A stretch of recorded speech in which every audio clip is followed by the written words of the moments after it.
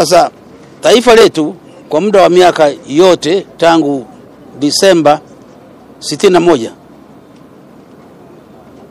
mpaka juzi tarehe 29 Novemba, ukiondoa mwaka 2001 kwa matokeo tuliyopata Zanzibar, limekuwa linaishi katika hali ya amani kutokana na misingi hiyo, misingi ya usawa, haki, heshima, upendo na kutobaguana, na kazi kwa wote na kwa faida ya wote. Tumekuwa tumeishi hivi miaka yote hiyo, na tulishaelewana. Lakini juzi tulipoandaa uchaguzi wa mwaka huu, na labda miaka mingine michache huko nyuma, tumepata tatizo.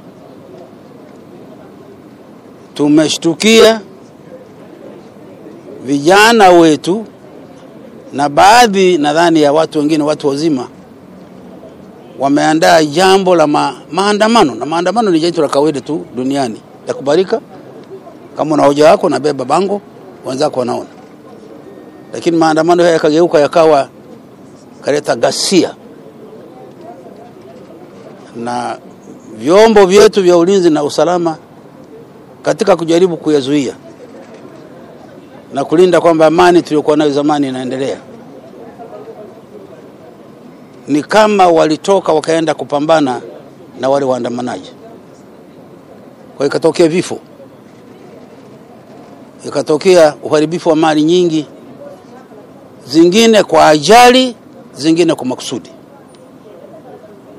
Na mmesikia hivi karibuni serikali inajaribu kueleza upande wa mali za watu, hasara tuliyopata, na upande wa kupoteza amani, kwa sababu watu kwa mfano Dar es Salaam milioni 5 wamefungiwa eneo moja katika nyumba zao, hawana chakula, hawana maji, na ukitoka unapigwa, au usipoangalia unapigwa risasi na unauawa.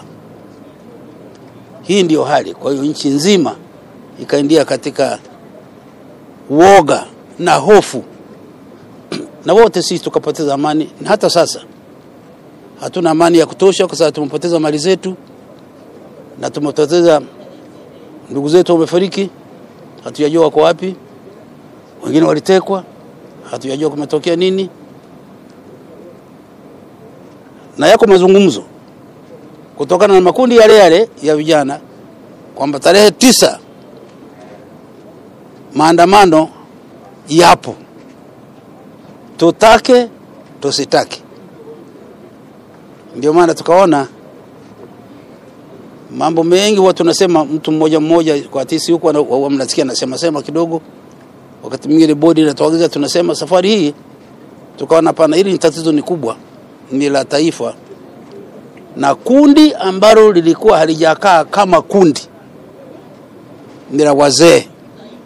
Na nimeeleza asubuhi kwa nini wazee. Tunazaa, tunakuza, tunalea, tunakabidhi taifa.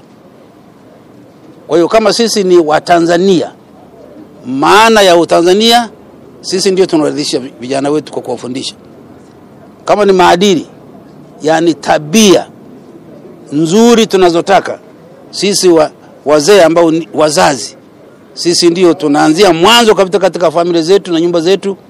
Tunawalea watoto wetu katika kuwa na tabia ambazo sisi tungependa nazo. Na jumla au maana ya tabia hizo ni kwamba tuishi kwa amani, kwa kupendana na furaha, sio katika mazingira ya kupigana.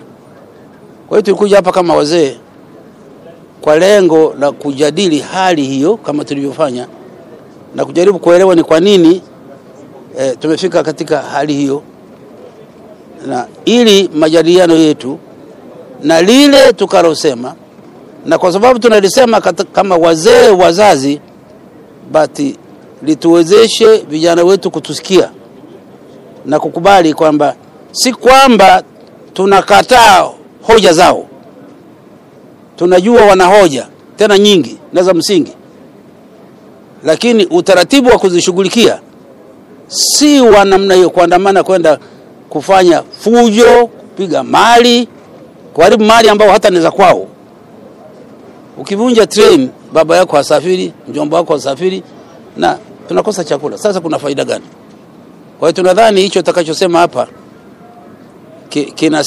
kinatoa ujumbe kwa vijana wetu na wale wote wanaoshiriki katika mambo ndani na nje, kwamba sisi hatutaki fujo za namna hiyo.